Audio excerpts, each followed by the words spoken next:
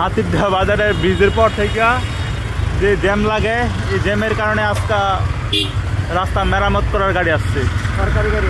তো সবার অনুরোধ হাতিরদহ ব্রিজের জ্যাম কমানোর জন্য ব্রিজ থেকে যে রাস্তা অল্প রাস্তা ছিল, যে চিপা রাস্তা, সেটি যাতে বড় পাস করে দেয়, সেটা সবার কাছে অনুরোধ রইল।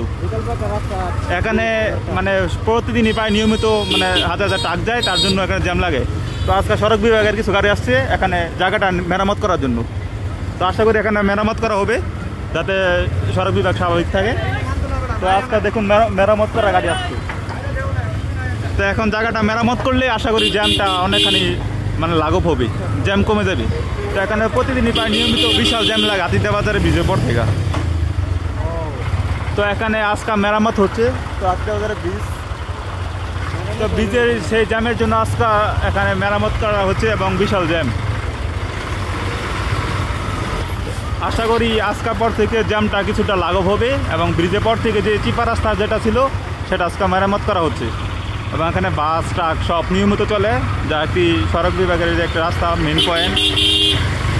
এবং আপনাদের সম্রাট পরিবহন এখানে নিয়মিত হাজার হাজার ট্রাক যায় প্রতিদিন, জ্যাম লাগে। আজকে সড়ক বিভাগের কিছু লোক এসে রাস্তা মেরামত করছে আর কি। তো আপনারা যারা দেখছেন যে এটা রাস্তাটা চিপাইলে, এখানে অনেকেই জানে হাতিরদহ ব্রিজের পর থেকে, তো এটা রাস্তা যা মেরামত হইলে আশা করি জ্যামটা অনেক মানে জ্যামটা কমে যাবে আর কি। তো সবার অনুরোধ এই রাস্তাটা যাতে ভালো করে মেরামত করা হয়।